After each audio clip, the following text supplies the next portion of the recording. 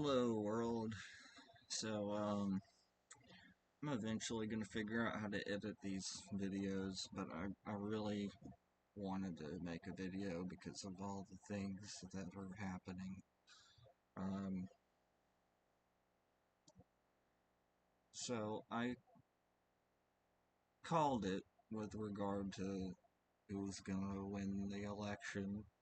Uh it was a late prediction, but I usually only make predictions when I'm absolutely sure and have all the facts.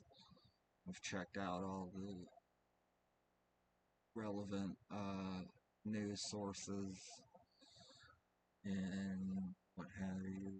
Um, but as soon as I was absolutely sure of who was going to win the election, I was like, yeah, this looks like another Trump win. But I don't think it's going to be the apocalypse. I don't think Trump is the Antichrist. I'm not particularly a fan of Mr. Trump, but I think a lot of what the Democrat people have been saying is probably maybe not a lot, but we'll see. I'm not making a prediction or anything. Just saying what I honestly think. Um, I don't think he's going to be a good president either. I think he's going to be more of the same, is what I'm saying. I think it's going to be the status quo. The main reason I voted for Harris was because I was tired of the media. Try not to swear since this is going into. I was just tired of the media and the Democrats and liberals just talking about Trump nonstop. It was doing my head in. I think people focus on him, but to an unhealthy degree. He's not the only corrupt politician in the United States of America, I can assure you. To any liberals watching, guarantee you these straits that we're in did not start with the first Trump term. That being said, I'm actually optimistic, despite the fact that my preferred candidate did not win the election. Um, Maybe I'm just used to it, but I'm not so sure. I think that I'm actually fairly optimistic, especially since he picked Tulsi Gabbard to essentially spearhead the deep state under Trump. And Tulsi Gabbard is a patriot, regardless of what you may think of her. I can tell that she loves her country. She wouldn't have joined the military and been an active duty service member if she didn't love her country. You kind of you kind of have to be pretty devoted to the cause to rise to the rank that she did in the United States military. So, and she was one of the first people to support Bernie Sanders. She supported Bernie Sanders against Hillary Clinton. Um, and she was part of the resistance, the real resistance, not the fake resistance. That you know the liberals, the mainstream normie liberals, uh, latched onto as a catchphrase or slogan or what have you. Um, I think Tulsi Gabbard is the real deal. I think she might actually she might be more of a real person than even Bernie Sanders. Because I mean he has recently turned on the Democrats, um, and been more vocal for the first time in years. Um, vocally criticizing the Democratic establishment and their corruption. Like he's been more vocal about that ever since they lost than he has in the past 8 years, really. Ever since he lost 2016 primary, he's been pretty partisan, uh, for lack of a better term. Tulsi Gabbard is far less partisan from an objective standpoint because she got to a point where she finally had it and she left the Democratic Party. Um, yeah, Bernie Sanders is more loyal to the party line and the establishment than Tulsi Gabbard is. Um, she's kind of like a fusion between Trump and Bernie. I mean, she leans left. She's probably the farthest left-leaning Republican. Uh, in other words, a centrist in the party. Um, Her and Rand Paul, and I'd throw in Thomas Massey there too. Um, they're my top three Republicans. Uh, like I said, I don't really trust Trump. Right now, Trump is kind of like a turd. You got to pass him to see what's in it. Of course, most politicians are like that.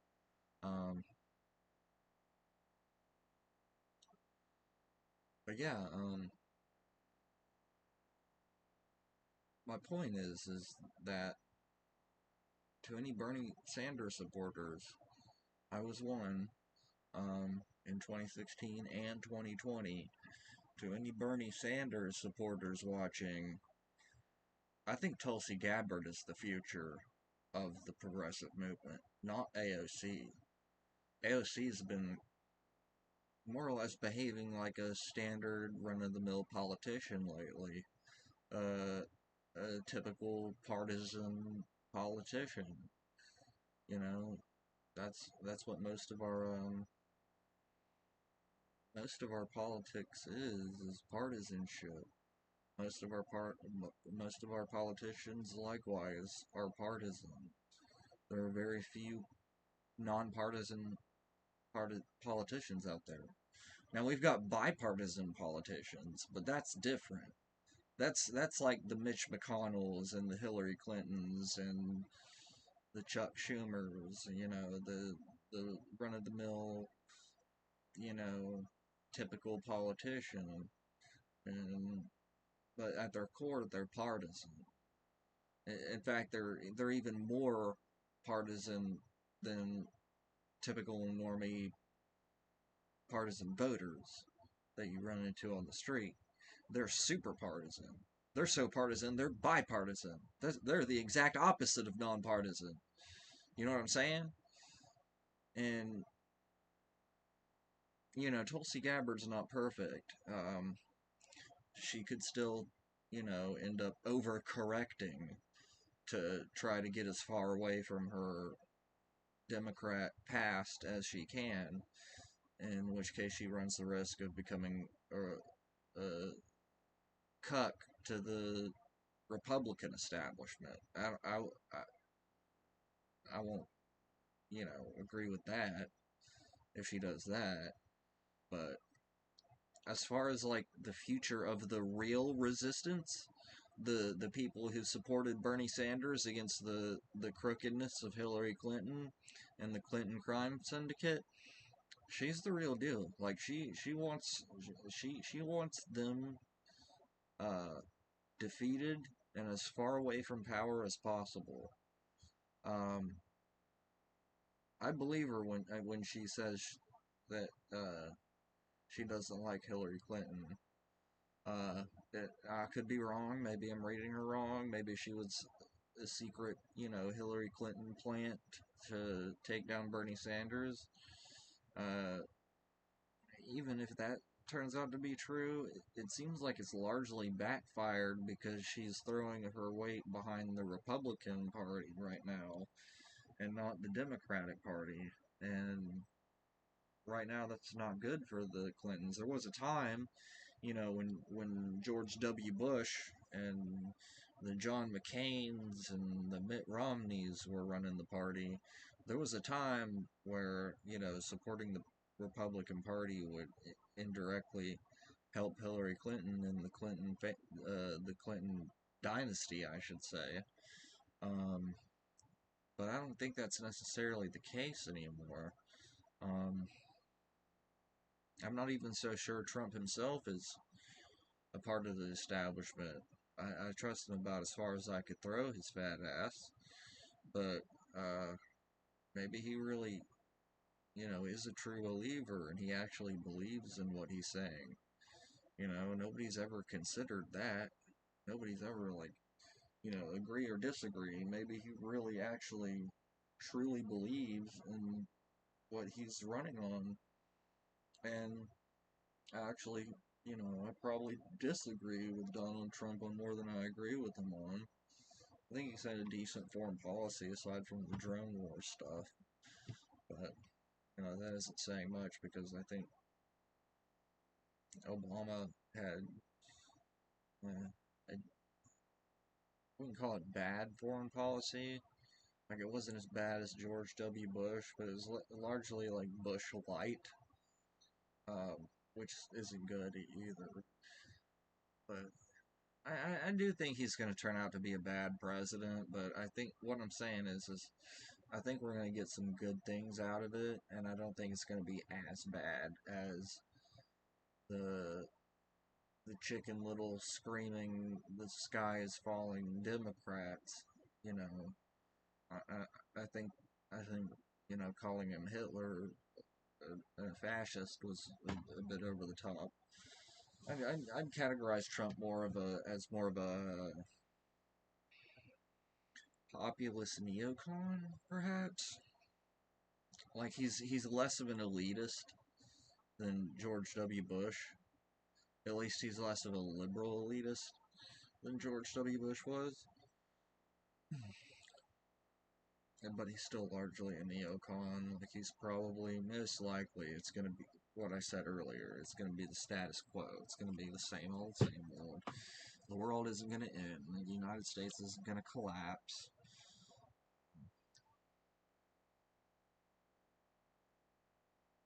He would really have to go out of his way to cause the United States of America to experience some sort of soft balkanization, if you will. Um, I don't know. I think the United States has been through worse than Donald Trump. We've had worse presidents than Donald Trump. I mean, just go look at what Andrew Jackson did to the Native Americans, for instance. It was a literal genocide within the borders of the United States. There is no force on this planet that will allow Donald Trump to get away with that. As powerful as the president is, he's just one person. Like one person versus the rest of humanity on this planet. The math it just isn't there. You know, Look at what happened to Hitler. I know I just got on to liberals for comparing him to Hitler, but I mean that was technically one man and his sycophants against the rest of the planet. You know, if Donald Trump harm became himself a threat to national security, the national security establishment would crush him like the bug he is. Like the deep state would JFK his ass. Like they have killed presidents for far less than uh, than that.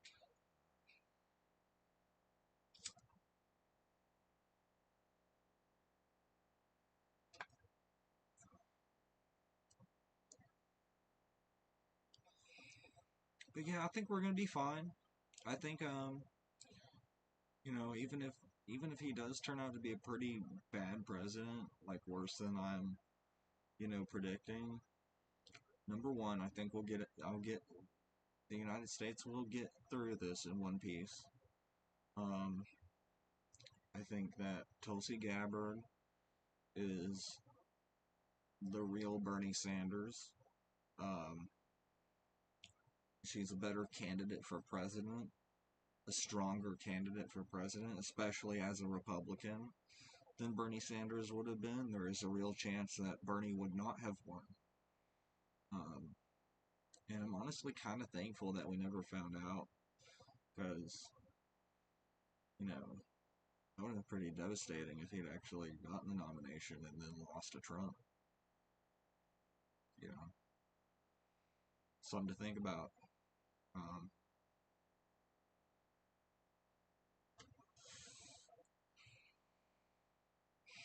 and last but not least, I do not think that the Democrats are going to recover from this for a while. I actually think they might be finished as a party. I really do. I think they're going to pick someone like Rahm Emanuel to be the head of the DNC. They're going to run the most centrist, establishment, corporate, center-right, neoconservative they can find, if not Liz Cheney herself.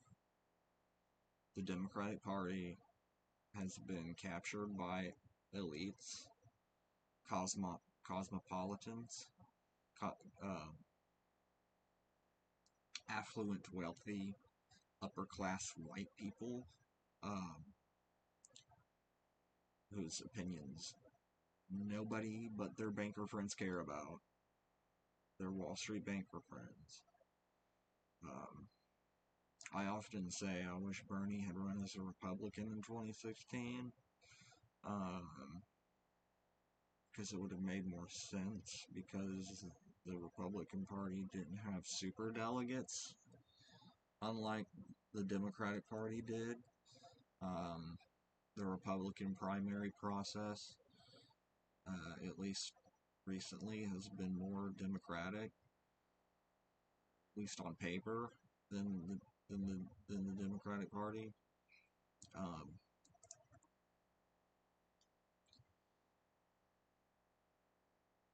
But I think the main reason Bernie ran as a Democrat within the Democratic primary process in 2016 and 2020 is because he wanted to bring attention to how corrupt the Democrats really are.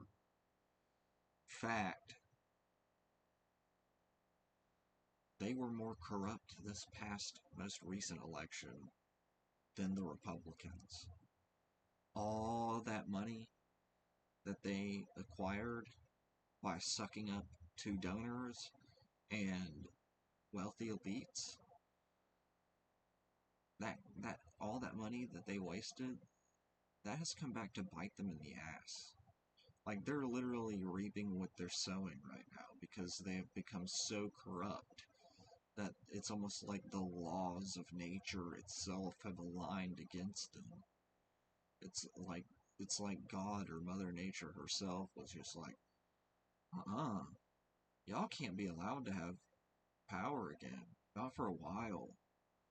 Like, this pardoning of his son, this going behind the will of the voters and escalating tensions with Russia. Like, I support Ukraine against Russia 100%, but the people voted against that policy. They don't want the United States to be the global police anymore. They largely agree with the rest of the world. The rest of the world is like, how about the U.S. government stop these interventionist wars? And Trump has been campaigning against that. It's just a fact. It's just a statement of fact. I'm as woke as they come. Peace, love, and prosper, or whatever. But,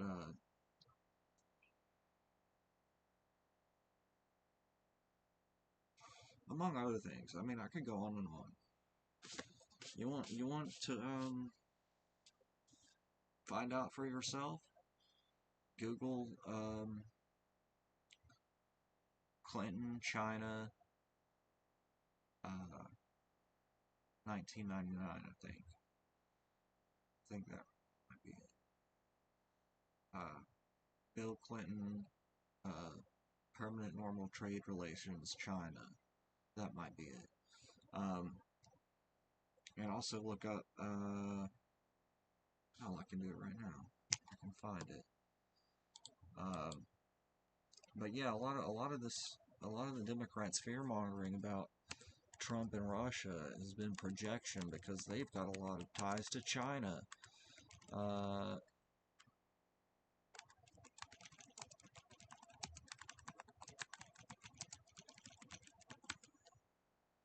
Yep, that's what it is. Google China oiled New York politics.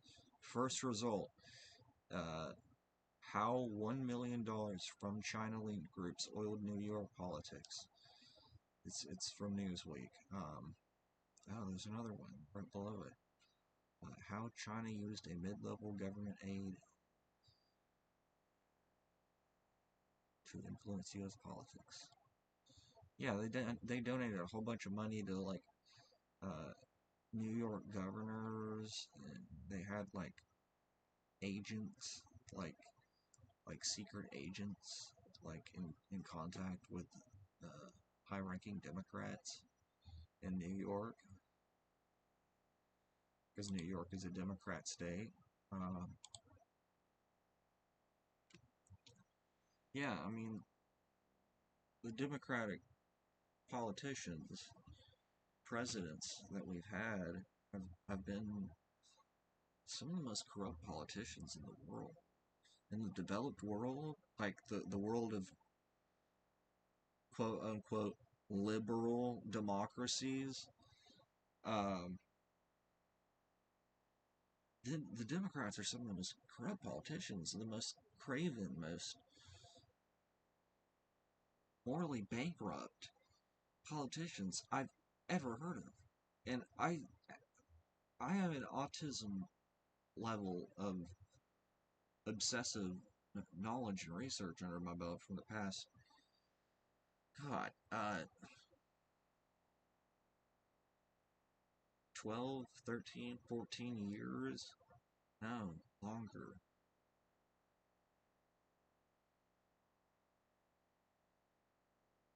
Something like that, yeah. Like, for a while now. I obsessively research other countries. Hell, I probably know more about Chinese politics since 1900 than I do U.S. politics and political events since 1900. Um,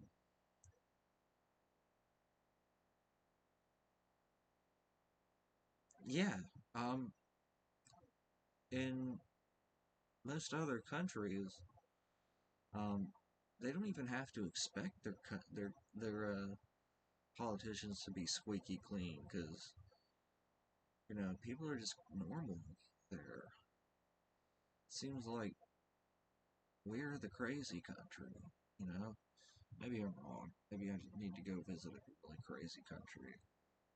I'm sure they exist, but I'm just saying, like, we're one of the crazy countries, is what I'm saying.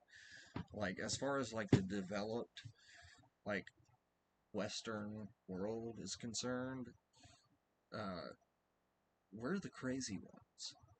The rest of our allies are rather normal countries.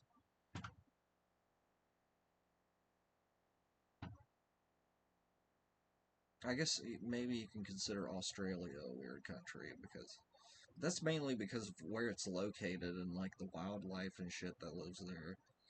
Oops, sure I'll get demonetized for that. Oh well. Um, yeah, that's about all I wanted to say. Tulsi Gabbard is the future of the Bernie Sanders movement, the future of the Bernie Sanders and progressive movement. The political revolution is going to be through the Republicans, not the Democrats. The Democrats are screwed. They're over. Um, the Democratic Party has been crashed. Alright, I'll see y'all later.